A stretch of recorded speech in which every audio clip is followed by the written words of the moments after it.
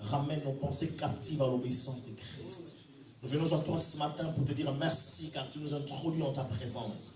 Dans la présence du roi des rois, Père éternel, ceux que les Juifs d'autrefois n'avaient pas ce privilège, notre Dieu. Il s'est limité dans le parvis. Il s'est limité là où tout le peuple était recueilli, tout le peuple était reçu. Nous, Père éternel, non seulement nous entrons dans le lieu saint, mais tu nous as fait grâce d'entrer dans le Saint des Saints. Nous venons vers toi, qui seul est capable de nous donner la puissance, la capacité, notre Dieu, à guérir. Seigneur, la capacité de notre Dieu à nous en sortir de ces combats qui touchent notre corps, de ces combats qui menacent notre âme, notre Dieu. Ce matin, nous sommes dans la joie de te dire merci, car nous contemplons ta face, nous contemplons ta gloire. Père Saint, merci. Père, que toute barrière qui empêche que ton peuple accède à la gloire divine soit ôtée dans le nom de Jésus. Je proclame ton règne ce matin au milieu de nous dans le nom de Jésus. Amen. Amen. Nous acclamons le Seigneur. Alléluia. Béni soit le Seigneur. Nous ouvrons des écritures dans le livre de Matthieu chapitre 2. Matthieu chapitre 2, nous lisons à partir du premier verset jusqu'au 6e verset. Matthieu chapitre 2, notre bien-aimé l'ancien trésor va lire pour nous. Matthieu chapitre 2, à partir du premier verset jusqu'au 6e. Jusqu'au 6e verset. Jésus étant né à Bethléem en Judée, au temps du roi Hérode, voici des mages d'Orient arrivèrent à Jérusalem et dirent: où est le roi des Juifs qui vient de naître? Car nous avons vu son étoile en Orient et nous sommes venus pour l'adorer. Le roi Hérode, ayant appris cela, fut troublé et tout Jérusalem avec lui. Il assembla tous les principaux sacrificateurs et les scribes du peuple, et il s'informa auprès d'eux du lieu où le Christ devait naître. Ils lui dirent: à Bethléem en Judée, car voici ce qui a été écrit par le prophète. Et toi, Bethléem, terre de Juda, tu n'es certes pas la moindre entre les principales villes de Juda, car de toi sortira un chef qui paîtra Israël, mon peuple. Parole du Seigneur. Amen. Tu peux répéter le verset 6. Verset 6. Et toi, Bethléem, terre de Juda, tu n'es certes pas la moindre entre les principales villes de Juda, car de toi sortira un chef qui paîtra Israël, mon peuple. Parole du Seigneur. Gloire à Dieu. Amen. Bien-aimés, nous sommes toujours en train de dire ensemble, voir grand avec Dieu. Voir grand avec Dieu. On peut le dire ce matin? Voir grand avec Dieu. J'avais dit dimanche dernier que ce serait important et même avantageux pour nous que chaque jour qui passe, nous puissions dire à Dieu: je vais voir grand avec toi, je vais voir grand avec toi. Fais-en une prière, parce qu'en disant cela, en confessant ces choses, tu nourris ton esprit de ces réalités et ces choses auront un impact visible dans ta vie plus tard. Mais si nous écoutons et après nous retournons chez nous, sans ruminer la parole de Dieu. Vous savez, les chrétiens de Béret, la Bible dit, lorsqu'on leur prêchait la parole, ils allaient chez eux, ils examinaient chaque jour pour voir si ce qu'on leur disait était exact. Lorsqu'on réexamine les Écritures, on se place dans des conditions favorables où Dieu peut bénir ce qui nous a été annoncé. Vous savez, la Bible dit une chose, nous les prenons souvent à la légère, du moins parfois en tout cas.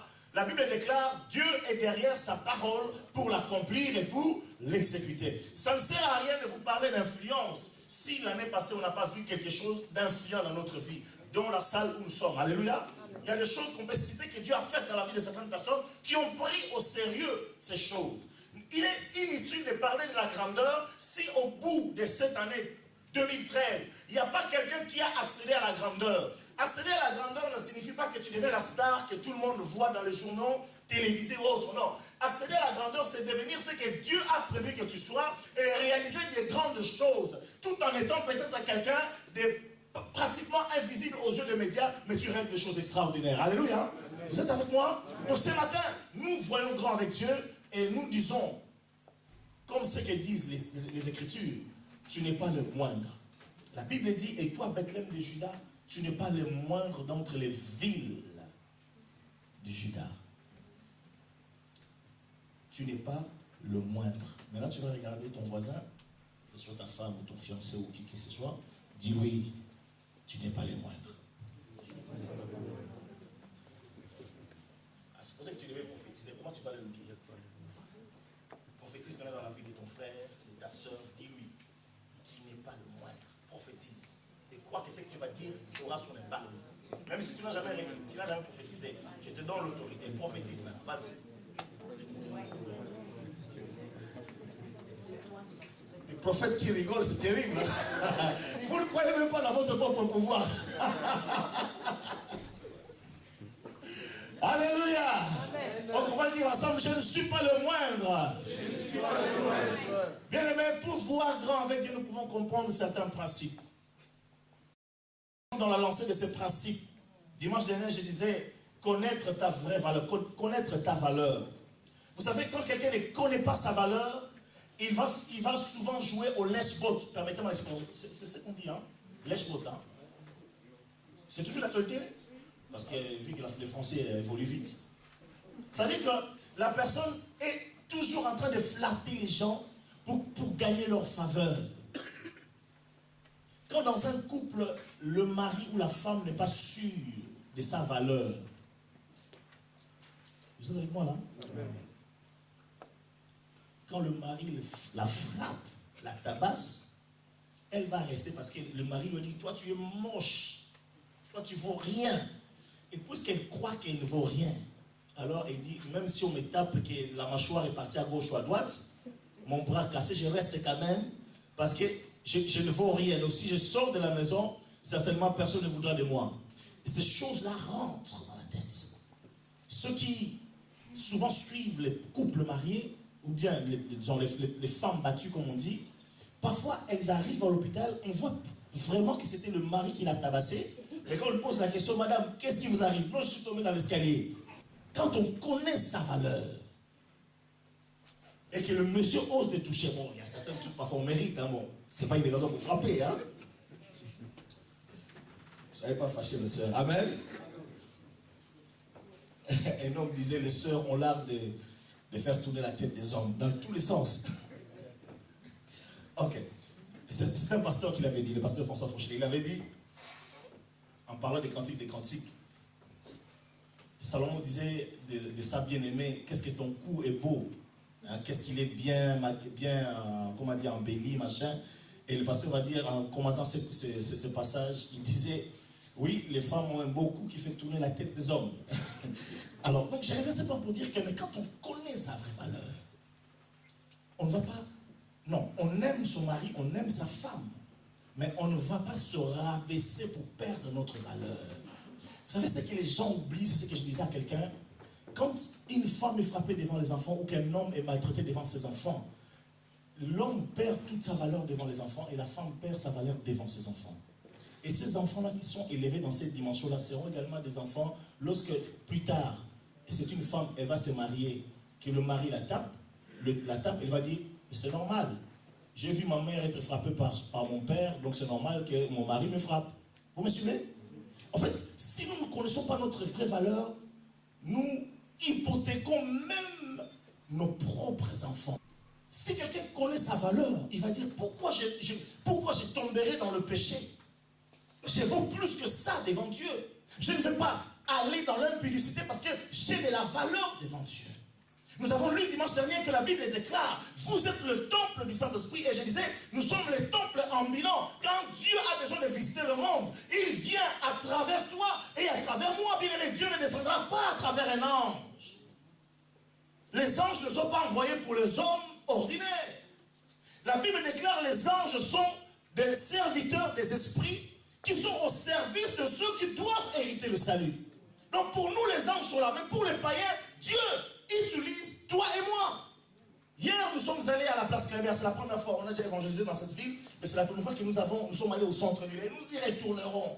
Il y en a qui ont refusé, mais nous avons reçu les papiers qu'on donnait. Mais il y en a qui ont, malgré le froid qu'il faisait hier, il faisait moins un froid de canard, comme on dit. Alléluia. Mais il y a des témoignages extraordinaires comme... je crois que c'est arrivé avec l'ancien trésor. Un monsieur vient lui dire, heureusement que vous êtes venu pour nous rappeler ces choses. Cet homme va dire, Je suis issu d'une lignée de pasteurs. Mais moi, je n'ai plus de foi. Et lorsqu'on lui tombe juste ces quelques feuilles-là, cette feuille en disant Dieu t'aime, il va dire, vous nous rappelez des choses. Comment comprendre quelqu'un qui est assis dans le froid en train de mendier et une sœur, en allant lui apporter le pamphlet, va lui dire, va lui chercher quelque chose de chaud pour lui donner. Est-ce que Jésus peut le faire? Est-ce que Jésus peut le faire? Non, Jésus ne peut plus le faire. C'est toi qui dois le faire. Parce que Jésus est en toi. En fait, Jésus le fait, mais au travers de toi. Amen. La Bible dit Jésus est assis à la droite de Dieu et il intercède pour nous. Et quand Jésus nous regarde, je suis sûr quelque part, pasteur Jonathan, hier Jésus était content. Alléluia. Amen. Hier Jésus devait dire, ah ça y est, enfin. Ils ont compris quelque chose. Bon, bien qu'on évangélisait, mais là hier, on est quand même fort. Hein? Alléluia. Non, on n'est pas resté longtemps, mais on va y retourner encore. Plus longtemps. Les combats étaient absents hier, frère Janon. Prochainement, combat plus guitare. Plus un grand nombre de gens.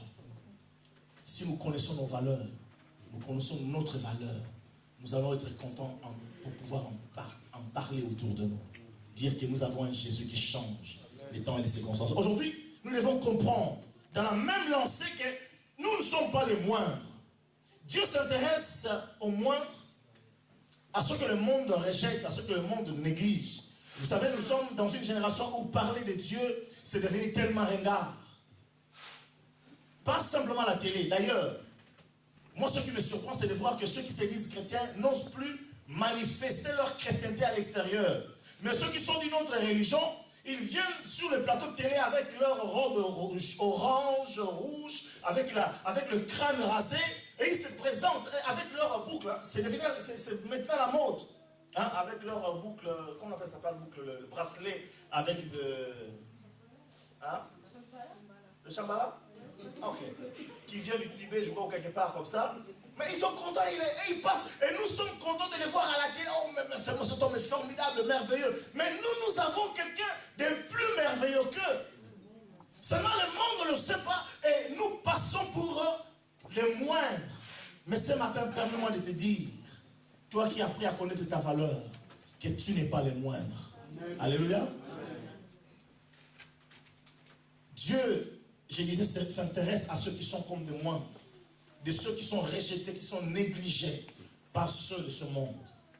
Lui, il les récupère. Anne disait dans son poème, dans sa prière, le Seigneur prend le pauvre qui est assis sur le fumier, il le relève et il le fait asseoir avec les grands. C'est-à-dire que Dieu s'intéresse à ce que la société a mis de côté, à ce que la société a rejeté. Et il les amène à devenir des grandes personnes. Est-ce qu'on peut dire amen? Amen. Je vais parler tranquillement aujourd'hui. Je n'en ai pas pour longtemps, rassurez-vous. Je serai bref, on terminera à l'heure aujourd'hui. Aujourd'hui, on terminera à l'heure. Amen. Je vous donne ma parole. Je lisais quelque chose.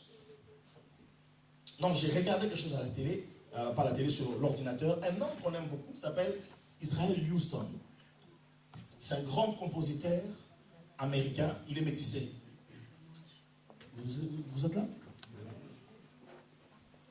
Est-ce qu'on peut dire amen? Amen. Lorsque j'ai entendu l'histoire de cet homme, je ne connaissais pas son histoire, je l'ai apprise la semaine dernière, ou il y a 2 semaines, je crois. Cet homme, sa mère est une blanche américaine. Et cette blanche américaine est tombée enceinte d'un noir américain. Puisque cette femme était issue d'une famille très, très carré, donc voilà, les blancs bien assis. Son père lui a dit, et sa mère, tu vas avorter. Tu vas avorter. Et cette jeune femme va dire non. Tu vas avorter parce que la grossesse que tu as, c'est la grossesse d'un noir. C'est normal, c'est compréhensible dans la pensée humaine. Mais tel n'est pas le plan de Dieu. La Bible dit, tu n'es pas le moindre. Cette femme va accepter parce que, à part, je crois qu'elle était amoureuse quand même de ce mec, ou de cet homme. Pour parler classiquement. Et il va garder la grossesse. Le fait d'avoir refusé ce que ses parents ont demandé, les parents ont dit, alors à partir d'aujourd'hui, sors de chez nous, tu n'es plus notre fille. C'est déjà arrivé plusieurs fois dans la vie. Mais quand on se confie en Dieu, il y a des choses qui changent. Cette femme est sortie dans la rue, elle ne savait pas où aller.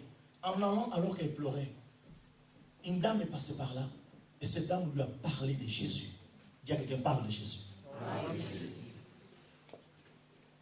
Et il lui a remis une Bible. Lorsque cette femme a accouché de son enfant, parce que Dieu lui a fait du bien à travers cette femme qui passait dans la rue, qu'il a recueillie chez elle. Et quand il a eu son bébé qui est né, il l'a appelé Israël. Aujourd'hui, les gens ne connaissent pas cette histoire. Mais ces chants sont chantés, traduits en français, en allemand. C'est parmi l'auteur le plus prolifique dans le monde chrétien d'aujourd'hui. Des très bons et des très puissants cantiques. Rejeté par les parents, sa mère était rejetée par les parents. Lui-même est considéré, d'ailleurs en Amérique, aux États-Unis, quand tu es métis, tu es noir. Hein. Ça n'existe pas où tu es métis. Ça, c'est en France. Chez eux, où tu es blanc ou tu es noir. Hein. Ok, alléluia. Rejeté par les autres. Mais Dieu a vu qu'il n'était pas le moindre. Il va le récupérer et en faire un instrument glorieux. Je suis sûr, hier, quand j'ai suivi ce témoignage, je me suis dit, quelle tête doivent faire son grand-père et sa grand-mère quand ils voient maintenant le succès, parce que Dieu l'a tellement élevé. Qu'est-ce qu'ils doivent dire maintenant? On a fait une erreur ou pas? Bien aimé, j'aimerais qu'un jour, les gens te regardent et disent, on avait fait une grosse erreur. Est-ce qu'on peut dire Amen? Amen. Voilà pourquoi je suis d'accord avec ceux qui prêchent, ne priez pas pour la mort de vos ennemis. Dites à Dieu, Seigneur, attends juste qu'ils voient d'abord ma gloire, et après ils peuvent mourir. Vous êtes avec moi? Amen.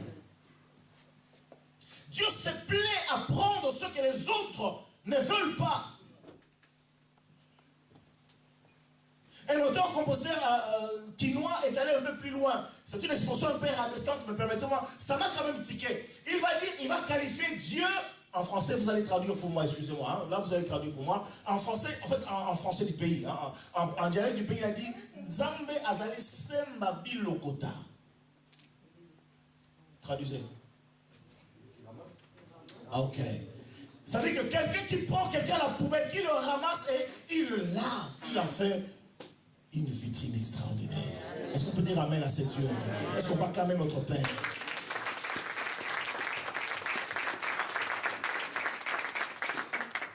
Ça ne veut pas dire que Dieu n'utilise pas les personnes, vous savez, ce n'est pas parce que Dieu aime prendre ceux qui sont négligés que Dieu néglige ceux qui sont élevés. Ah non, Dieu, il est heureusement souverain, il fait ce qu'il veut.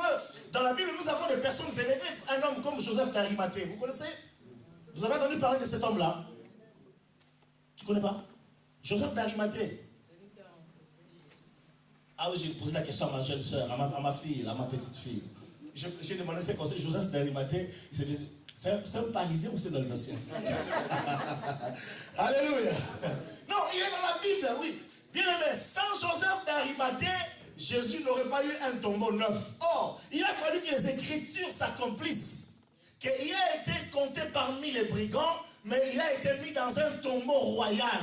Ça ne pouvait se faire que s'il y avait quelqu'un qui avait l'argent. Donc Dieu se sert même de personnes élevées. Je ne veux pas dire que, voilà, vous savez, on nous a prêché l'évangile des pauvres. Heureux le pauvre en esprit, car le royaume est un... Non, mais c'est les pauvres en esprit, pas les pauvres en argent. Amen. Donc Dieu se sert aussi, bien sûr, de personnes élevées. Nous avons des hommes comme des Néhémie. Un homme qui a amené la restauration, le réveil en Israël. Cet homme, la Bible déclare, il était dans la cour royale. S'il a pu faire les choses qu'il a faites, c'est parce qu'il était dans la cour royale qu'il a obtenu des choses. Donc Dieu se sert de ces personnes. Et nous pouvons citer d'autres gens comme Cyrus, un roi païen. Dieu va dire, Cyrus, mon serviteur, lui-même va dire, le Seigneur m'a parlé, il a réveillé mon esprit et il m'a commandé de lui bâtir un temple, de redresser son temple à Jérusalem. Oui, Dieu se sert aussi des grandes personnes. Mais je les réunis simplement à ceux qui ne sont pas encore grands. À ceux que la famille dise que depuis que tu es allé en Europe, là, on ne voit pas clair. Alléluia. Est-ce qu'on peut dire Amen? Bien aimé, à ceux que les familles comptent les années, depuis que tu es grand, qu'est-ce que tu as fait cacher de bon, toi? Hein? Tu n'as même pas de voiture, même pas de vélo, même pas le rôle, comment on appelle ça? La trottinette. Alléluia. Vous êtes avec moi? À ceux que les gens comptent choses. Tu peux dire, attendez, vous allez voir. Dis à quelqu'un, attends, tu vas voir. Dieu va dire, tu n'es pas le moindre. Dis, non, je ne suis pas le moindre. Il y a que 2-3 personnes qui disent, maman Pauline, je ne t'ai pas entendu dire que tu n'es pas le moindre. Au lieu de retourner au McDo, tu peux créer ton propre McDo. Amen. Alléluia. Amen. Au lieu de faire Big Mac, hein, tu fais Big Fernand. Ça change. Alléluia. Amen. Son père n'est pas là, c'est normal. Hein? Ok, alléluia. Alors, donc, je t'entends dire que Dieu se sert même de grandes personnes. Mais il y a une particularité pour ceux qui sont rejetés. Dieu ne veut pas que tu te déconsidères. Dieu ne veut pas que tu te dévalues. Vous savez, Ésaïe chapitre 54, verset 1er. La Bible dit, Ésaïe 54, ancien, si tu peux nous lire rapidement. Ésaïe 54, verset 1. Ésaïe 54, le premier verset. Réjouis-toi, stérile, toi qui n'enfantes plus. Fais éclater ton allégresse et ta joie, toi qui n'as plus de douleur. Merci beaucoup. C'est tout, non? Ah, il y en a encore. Ok, continue. Car les fils de la délaissée seront plus nombreux que les fils de celle qui est mariée, dit l'Éternel. Alléluia. En fait, quand Dieu est en train de dire, tu n'es pas le moindre. Revenons un peu dans les cas d'Israël à l'époque, ou même de nos anciennes sociétés. Ici en Europe, comme ailleurs. Quand une femme ne donnait pas des enfants à l'époque, c'était tout un drame. C'est encore un drame aujourd'hui dans certains pays africains, asiatiques ou ailleurs. En Europe, les gens sont un peu plus cool. Mais imaginez à l'époque, et Dieu qui va dire, toi qui n'enfantes pas, la personne qui n'enfantait pas était montrée du doigt. Vous pouvez dire amen? Amen. Elle était bafouée. Elle était ridiculisée. Elle était mise au banc de la société. Elle ne comptait pas. Pour prendre, si vous prenez 1 Samuel chapitre 1er, vous connaissez l'histoire de Anne, la maman de Samuel. C'est quelqu'un dont sa rivale mortifiée. Donc, chaque jour, elle recevait une quantité d'insultes parce qu'elle n'enfantait pas. Quand il montait au temple, son mari lui donnait une double part, mais une double part sans enfant, ça ne sert à rien. Alléluia. Et c'était comme ça, chaque bien-aimé. Dans le temple, elle recevait les insultes de sa rivale. À la maison, elle recevait les insultes de sa rivale. Alléluia. Vous imaginez un peu, moi j'imagine un petit peu la scène. À la maison, les jours peut-être qu'elle était fatiguée, elle va dire à l'enfant de sa rivale, « André, donne-moi ce verre d'eau. » Quel verre d'eau? Enfant, ton propre enfant, non? Vous me suivez? Vous savez, pour une femme qui n'a pas eu de maternité, quand on entend ça, ça déchire le cœur. Mais Dieu va dire, réjouis-toi, toi qui es bafoué. Dis à quelqu'un, réjouis-toi. Toi qui es le moindre. Parce que tu n'es pas le moindre. Parce qu'il y a un contraste dans ce que Dieu est en train de dire. Tu es stérile, tu dois te réjouir. Et Dieu va dire, les enfants de la stérile seront plus nombreux que les enfants de celles qui étaient mariées. Parce que Dieu est celui qui veut que tu quittes ton état de moindreur ou de moindresse pour atteindre l'état de grandeur. L'état de là où les gens vont dire que non, tu es quelqu'un de considéré. Là où les gens, amen, amen, amen. Quand tu arrives à la fête, tout le monde t'évite. Mais Dieu veut t'amener. Lorsque tu arrives dans une fête, tout le monde te laisse la place. Est-ce qu'on peut dire amen? Non, ce n'est pas la considération des hommes. En fait, c'est juste un exemple pour dire là où Dieu veut nous conduire. Tu n'es pas le moindre. Oh, je ne parle pas bien français. Ce n'est pas un problème. Alléluia. Amen. La preuve de ce que je suis en train de dire. Dieu va prendre un homme, une femme comme Rahab, par exemple, la prostituée. Vous connaissez, non seulement elle était prostituée, mais elle n'était pas juive non plus. Donc elle n'était pas descendante d'Abraham. Non seulement elle était païenne, mais elle était prostituée. Donc double handicap. Tu peux dire double handicap? Toi, tu en as combien? Quand tu amènes ton CV chez l'employeur, l'employeur regarde et dit non, tu n'as pas d'expérience. Et puis il ne te dira pas, mais tu es black. Amen. Ça m'est arrivé, non, pas ça, ce n'est pas par rapport au CV. J'arrive chez un client dans les régions alsaciennes ici, pas loin. Et j'arrive, le monsieur me dit, je ne veux pas vous voir, monsieur. Je dis, mais je suis le spécialiste, moi. Et ce qui est vrai, j'étais vraiment le spécialiste dans mon domaine, dans le dépannage d'alarmes, vidéo, autres. J'étais devenu quelqu'un d'assez important, du moins, à l'époque, dans la boîte. Je dis, mais c'est moi, c'est pour ça qu'on m'envoie. Ah non, monsieur.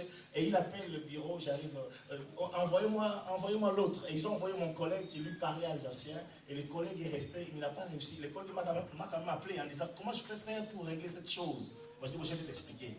J'étais revenu ce matin-là au bureau, j'avais de l'âme. Pour la première fois, je sentais que mince, je ne savais pas que j'étais étranger. Alléluia. Non, alléluia. C'est pour cela que je comprends, lorsque nous avons des Alsaciens parmi nous, parler français, s'il vous plaît. Ça fait mal. Vous êtes arrivés, pour certains d'entre vous, à un moment où les gens sont devenus plus tolérants. J'ai travaillé dans les chantiers, j'ai juste une parenthèse que je marque, mais je ne suis pas le moindre. Et je n'ai jamais été le moindre. Amen. Alléluia. J'ai atterri dans une entreprise où, à l'heure du repas, on te laisse tout seul. Tu entends vraiment que les gens ils parlent dans une langue que tu ne connais pas. À l'époque, je croyais qu'ils parlaient Kiyombe. Tellement ça se ressemble. Non, mais sérieux, hein? Alléluia. Mais, et ils parlent Kiyombe, ils te regardent. Alors moi, dans mon coin, j'ai pleuré. Bien aimé, j'ai pleuré comme c'est pas combien de temps. Mais voilà comment est-ce que Dieu est bon. Là même où je pleurais, le Seigneur m'a relevé. Les mêmes personnes qui parlaient alsacien, les mêmes personnes m'ont appris des choses dans le domaine technique que je ne connaissais pas. Et puis je suis allé dans une autre boîte, vraie alsacienne encore cette fois-ci. Non seulement j'étais un technicien reçu, mais j'ai été établi responsable de ceux qui venaient pour que je les forme sur le travail à faire. Ce sont juste des parenthèses pour dire que parlons français. Hein, frère Janon? Parlons français. Amen. Ok, est-ce qu'on peut dire amen? Amen. Je suis en train de dire, tu n'es pas le moindre. Il va prendre la prostituée que tout le monde ne voulait pas, qui était la risée de tout un pays qui s'appelle, toute une ville qui s'appelle Jéricho. Mais cette femme va changer de statut. Vous savez ce que Dieu va faire? Non seulement Dieu va changer sa stature, mais Dieu va l'élever au rang de l'ancêtre de Jésus-Christ. Les puristes auraient réclamé contre Dieu, mais quand Dieu décide, personne ne peut réclamer. Amen. J'aime ce Dieu-là parce que la Bible déclare, quand le Seigneur agit, lorsque Dieu décide d'agir, qui va s'y opposer? Si Dieu décide de t'élever, qui va s'opposer à lui? Serait-ce un président? Serait-ce un roi? Serait-ce un ministre? Serait-ce un homme, une femme? Non. Parce qu'il agit par sa propre souveraineté. Amen. Amen. Voilà ce que Dieu a fait avec cette femme. De la prostituée, elle est devenue l'ancêtre de Jésus. La maman de Samuel, non seulement elle était bafouée, non seulement elle était ridiculisée par sa femme, par sa rivale, pardon, mais elle est devenue la maman qui a mis au monde un puissant prophète. Amen. Alléluia. Amen. Non seulement Samuel était devenu un puissant prophète, mais il était devenu un stratège militaire. Bien aimé, je confesse et je prophétise que ce matin, tu es capable d'engendrer un leader. Amen. Je prophétise que tu es capable de mettre au monde un grand prophète des nations. Amen. Alléluia, n'aie pas peur, n'aie pas peur. Il ne va pas t'amener des problèmes, au contraire, il va t'amener l'élévation. Alléluia, alléluia.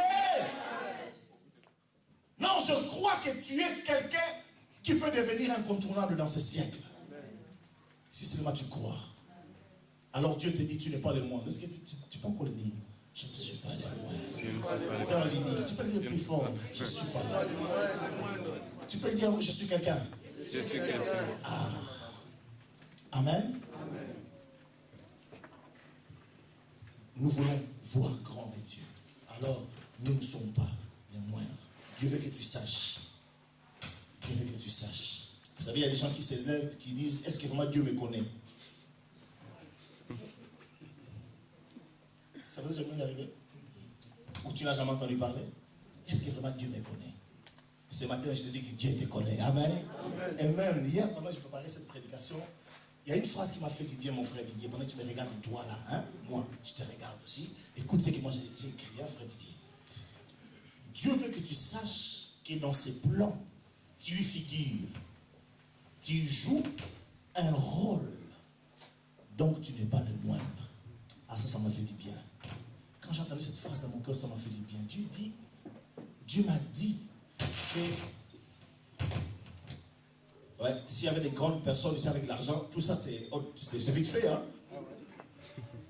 Ah, vous avez compris. Hein? Alors devenez des grandes personnes. Amen. les amens, l'histoire d'argent, ça ramasse les amens. Ok. Parce que la table est en train de rendre l'âme, en fait, c'est ce qu'on m'a dit. Je peux continuer? Oui. Vous pouvez dire un grand amen? Amen. Plus fort que ma voix? Amen. J'étais en train de dire que hier, lorsque cette phrase est montée dans mon cœur, Dieu veut que je sache que je fais partie de ses plans, que mon nom figure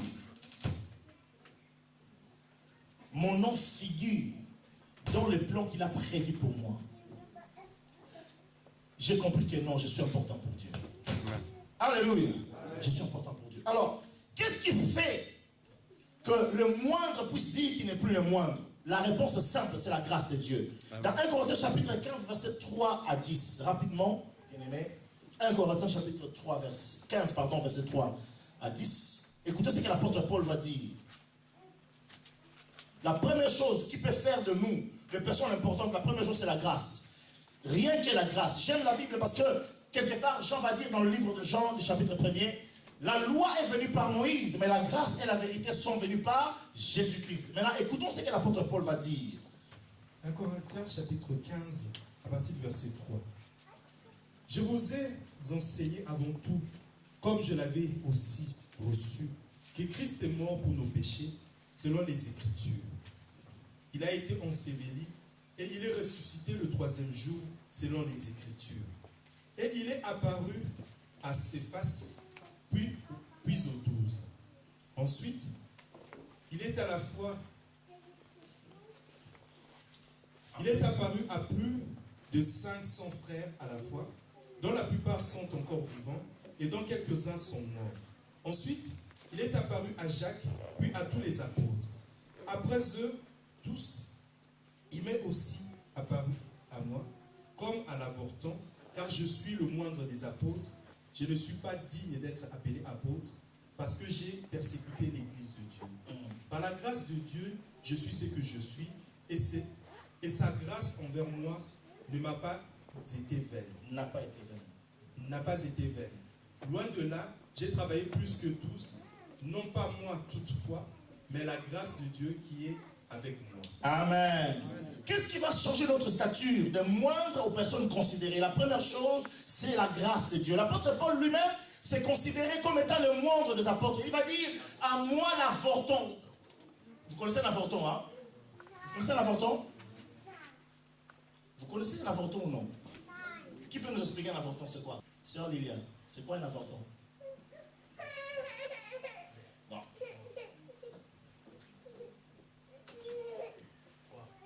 C'est quoi un avorton? Hein? Un moins que rien. Mais dans les termes normaux, c'est quoi un avorton? Un enfant qui est né avant le terme. Qu'on n'a pas désiré, qui est venu avant les termes. C'est un prématuré, quoi. Un match tombé sur le lait, ainsi de suite. Alléluia. C'est bien ça, non, diaconesse? Nicole. On a avorté, en fait. Un avorton, quelqu'un qui a été avorté. Donc, l'apôtre Paul s'est considéré, voilà, tous ces termes-là, il s'est considéré comme ça.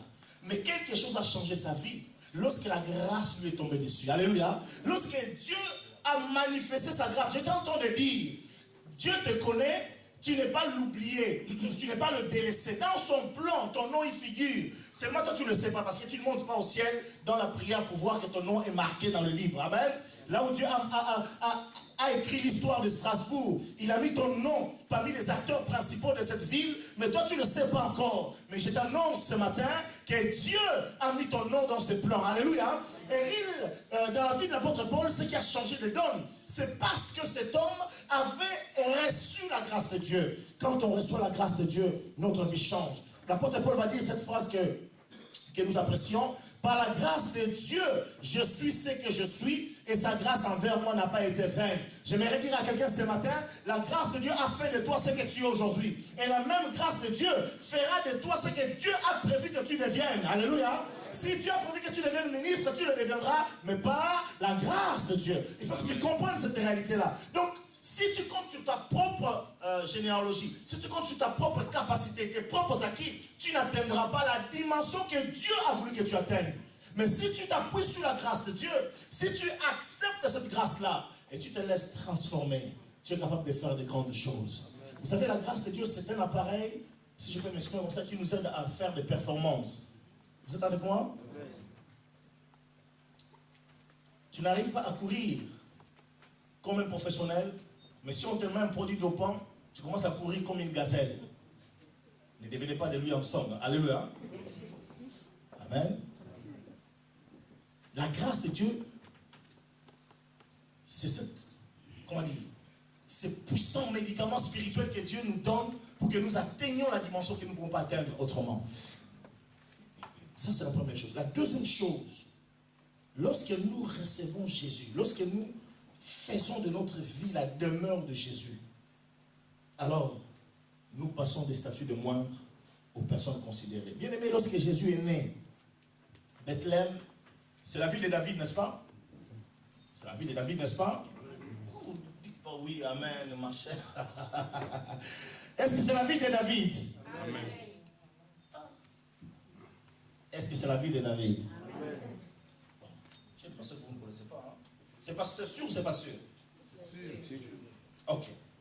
Mais lorsque Jésus est né, bien aimé, cette ville n'était même plus connue du tout. Parce que lorsque les mages vont venir, ils vont dire où est né le roi des Juifs. C'était la pagaille en Israël, en tout cas Jérusalem. Ce n'est qu'en consultant les Écritures qu'on s'est rendu compte que, ah mince, il devait naître à Jérusalem. Il y a des personnes comme ça. C'est-à-dire que quand on cherche quelque chose, on demande à tout le monde sauf à lui. Tu travailles à la chaîne comme tout le monde, mais quand le patron demande quelque chose, il demande à tous, et toi, on ne te demande jamais. Tu es là toujours oublié, mais je vais te dire que Dieu te connaît. Alléluia. C'était le cas du roi David, hein, lorsque Samuel est venu pour rendre roi quelqu'un dans sa famille, il était oublié. Son père a fait passer tous les enfants, l'aîné, le deuxième, le troisième, le quatrième, et puis il n'y avait personne. Alors on dit, mais il n'y a personne encore. Écoutez ce que son père va dire.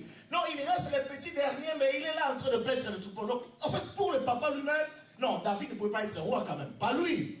Pas lui. Il était le moindre. Mais la grâce de Dieu a touché cet homme et a changé la perspective de cet homme. De la même manière, si nous recevons la grâce de Dieu, les choses changent. J'étais en train de dire que la ville de Jérusalem et de Nazareth n'était pas connue. D'ailleurs, il a fallu qu'il fouille dans les Écritures pour voir que c'est à Jérusalem, c'est à Bethléem que Jésus devait naître.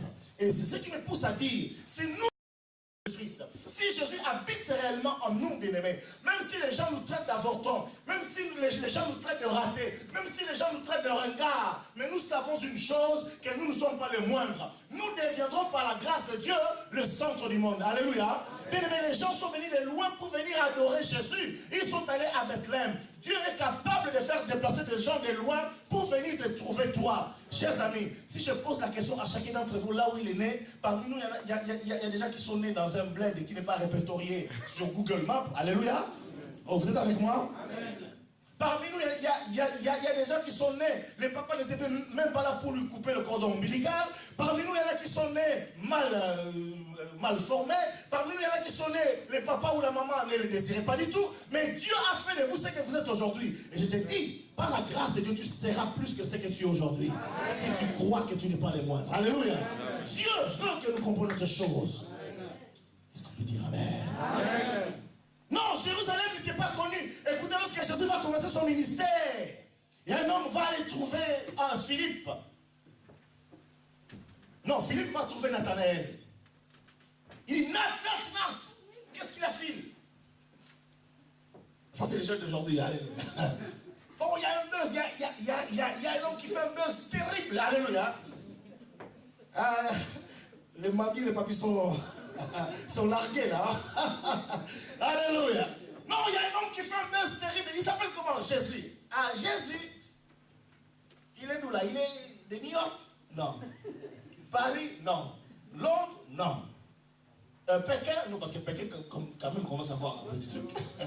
Hong Kong? Non. D'où? Oh, son. Ah!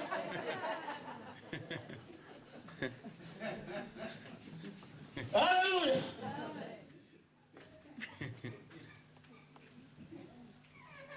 Au Kilviller, c'est encore connu, hein, parce qu'il y a une discothèque là-bas.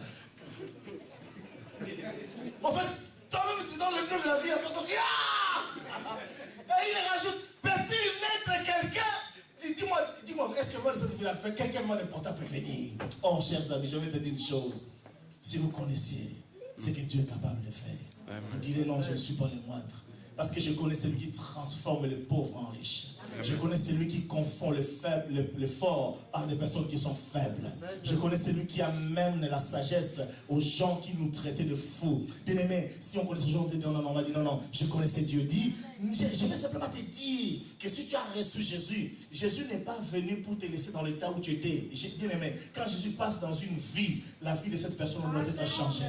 Si Jésus n'est pas passé dans ta vie, alors c'est normal que tu restes tel que tu es. Mais si Jésus est réellement dans ta vie, permets-moi de te dire, avant d'aller au ciel, tu dois vivre des grandes choses sur cette terre. Alléluia. Même si tu continueras à marcher à pied, mais tu vas marquer ta génération. Est-ce que je m'adresse à quelqu'un? Même si tu rouleras à vélo, tu pédaleras à vélo, tu vas continuer à marquer ta génération. Alléluia. Non, nous ne devenons pas tous des stars, mais nous allons atteindre la stature que Dieu a voulu que nous puissions atteindre. Et nos générations, les enfants qui viendront après nous seront bénis. Nous-mêmes serons bénis. Et je m'en vais terminer en vous disant ceci. C'est à cause de cela que nous devons nous appuyer sur la grâce de Dieu. L'apôtre Paul va dire, fortifie-toi dans la grâce qui est en Jésus. J'aimerais que tu profites de la grâce aujourd'hui. Bien-aimé, cette grâce qui est capable de tout chambouler dans ta vie. Appuie-toi sur la grâce. Ce que tu n'as pas obtenu avec ton intelligence. Ce que tu n'as pas obtenu avec les passe-passe. Non, je connais quelqu'un qui travaille dans une entreprise. Il va parler pour moi. Il a beau parler pour toi, mais il n'a jamais toujours été reçu. Avec Jésus, il peut changer la donne. Amen. Non, bien-aimé, appuie-toi sur la grâce. Et quelque part, même lui-même Jésus, la Bible dit, lorsqu'il grandissait, il croissait en stature et en grâce. Nous devons croître dans la grâce. Autrement dit, continuer à être dans cet état d'un enfant dépendant de son père. Je ne puis rien faire par moi-même. Mais grâce à Jésus, je puis tout faire. L'apôtre Paul va dire, je puis tout par celui qui me fortifie. Donc même ce que je n'étais pas capable. Bien aimé, cette phrase, quelqu'un me l'avait donnée il y a 2 ans à New York. Une vieille mamie, comme je l'avais expliqué. Bien aimé, on était ensemble. Nous, on croyait que c'était une mamie qui nous servait du café. C'est le dernier jour que j'ai vu que cette mamie-là était un pasteur. Alléluia. Un jour, je posais la question par rapport à la question d'entreprise. Ils ont senti que j'étais un peu tourmenté parce que je me posais moi-même comment je peux faire ces choses. Cette femme, amen. Cette femme est venue me voir les derniers jours. Quelqu'un sait lire l'anglais ici? Vous savez lire l'anglais, monsieur? Vous pouvez venir, s'il vous plaît. C'était le dernier jour. Elle a écrit avec son écriture. Je ne savais pas à l'époque qu'elle était pasteur. You can read for me, please. Mon anglais, hein? Qui s'est fait. Non, c'était ici. La phrase là qu'il a écrite, c'est bien l'écriture, non? Yeah. I can do all things through Christ, to Christ who strengthened me. Strengthened me. I can do all things through Christ who strengthened me. Qui signifie? Je peux faire tout en Christ qui me fortifie. Amen. Amen. Merci frère. Donc la prochaine fois qu'on aura un Américain, vous serez là pour interpréter. Alléluia. Amen. Bien aimé, cette mamie est venue me tendre cette feuille. Et on était avec l'évangile Carlique avec d'autres gens. Je disais, waouh, cette phrase, chaque fois que je prie, le Seigneur me rappelle. Chaque fois que je fais un pas important, même pour la salle, chaque fois que je vais faire un pas, il y a cette phrase qui me revient. Je puis tout par celui qui me fortifie. Par moi-même, je ne peux rien. Par cette grâce, Frédérico, tu peux rentrer dans les endroits où tu n'es jamais rentré. Amen. Parler à des parlementaires. Ça ne sera pas une grâce. Parler avec toi, tu es plus qu'un parlementaire. Le problème, c'est que tu ne le sais pas. Amen. Amen. Les jours où j'avais dit à quelqu'un que j'ai eu la grâce, j'ai croisé l'ambassadeur du Cameroun. Les frères m'ont répondu, mes frères, qui est plus important? L'ambassadeur du Cameroun ou toi? Après, il m'a dit, mais tu as fait quoi? J'ai dit, non, mais j'ai prié pour lui, je l'ai béni. Il dit, mais alors, que dit la Bible? C'est le supérieur qui bénit l'inférieur. C'est biblique. Il y en a qui me regardent. Non, je n'exagère pas. J'ai prononcé des choses dans la vie de cet homme, je sais qu'ils vont s'accomplir. Il m'a dit, révérend, qu'est-ce que vous dites? Je vais prier pour vous. Alléluia. Oui, je prie tout par celui qui me force. Mais nous devons croître dans la grâce. Amen. Demande à Dieu d'accélérer ta vie. Mais simplement par la grâce. Aujourd'hui, Dieu te dit, tu n'es pas le moindre. Tu peux le dire encore?